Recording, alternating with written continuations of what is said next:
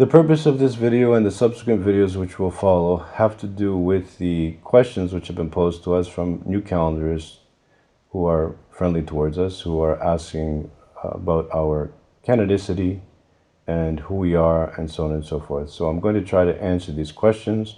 I can't do it all in one video. I don't have enough time, but God willing, we'll be able to answer them incrementally, periodically, so that you'll be able to have a clear and more concise understanding of who the GOC is.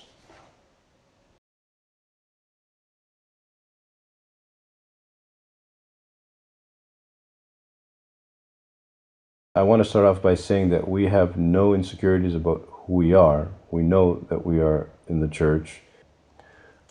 Saint John the Romanian was another saint who was accepted by the Romanian Patriarchate and was also accepted by us. And perhaps we can categorize these saints as the first category would be your saints, the second would be the saints that we share, and the third would be our saints. So let's start off by talking about your saints. Besides Elder Cleopa, of course, you have other elders.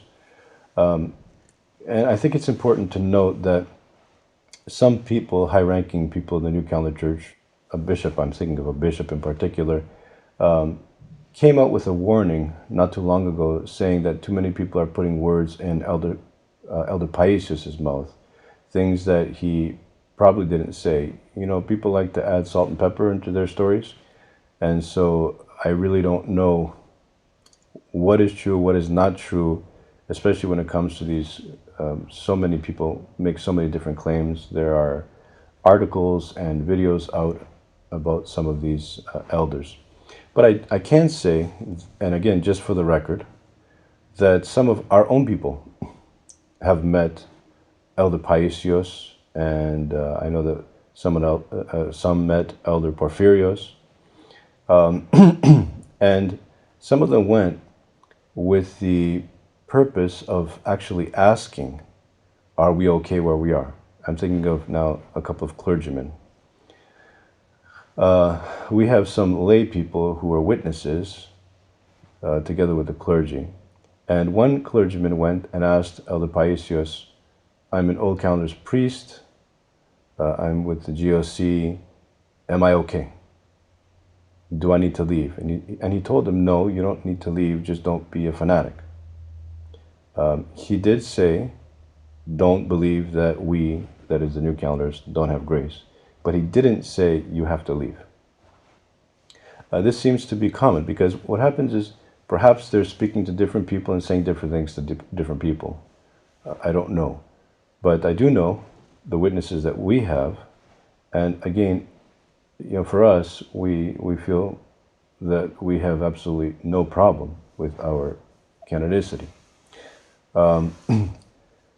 Saint John the Romanian went to the Holy Mountain of Athos, and then he went to Jerusalem because the Jerusalem Patriarchate was under the Old Calendar. And in fact, the Jerusalem Patriarchate pretty much supported the Old Calendars and perhaps even felt like they were somewhat in communion with the Old Calendars, just like how they were with Rokor, up until Patriarch Irenaeus, who was the last one before Theophilos.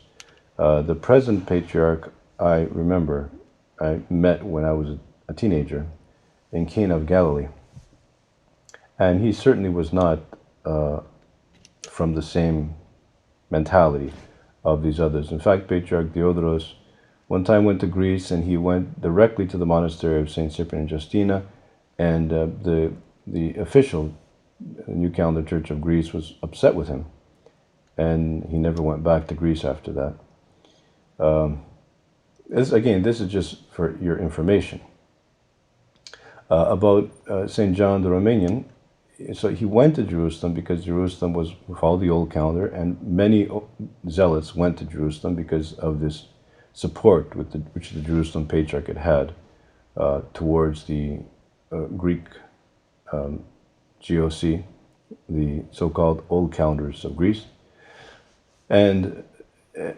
But he was on the side of the so-called Old Calendars. He believed what we believe. And it's an unfortunate fact that a lot of the modern lives of St. John the Romanian don't have this information. But I can share with you something, and something from Orthodox Life, which is the periodical of Jordanville, printed in 1984, volume 35, 5 September, October edition, pages 16 to 30. It's about the life of St. John the Romanian. And here it talks about how he really felt strongly about the change of the calendar. He didn't accept the new calendar. And not only did he not accept the new calendar, he refused to concelebrate with people who followed the new calendar, which would mean basically he would not concelebrate with Elder Cleopa. So, of course, some people are going to say, well, he was still a part of the canonical church and so on and so forth. Okay, but he's saying something quite different from what you are saying. And of course, this is being addressed now to the people who are asking this question. And it says here, after some time, the Patriarch Nicodemus passed away, and according to tradition, all Orthodox patriarchs were to offer 40 days of memorial services. When the Patriarch of Jerusalem also was to offer a panachida, Archimandrite Victorine called on Father John to take part in it. He did not go, however, because Patriarch Nicodemus had persecuted those who continued to follow the truly Orthodox calendar, which would mean our sister church in Romania. In other words, he supported Saint Gliceri, our Saint Gliceri, who was a wonder worker and a great man, ascetic, in Romania. So, St. John Maximovich, St. Filaret, and St. John the Romanian are all incorrupt. Their relics are incorrupt as a sign of their sanctity, and none of them ever considered us schismatics. In fact, they said quite the opposite.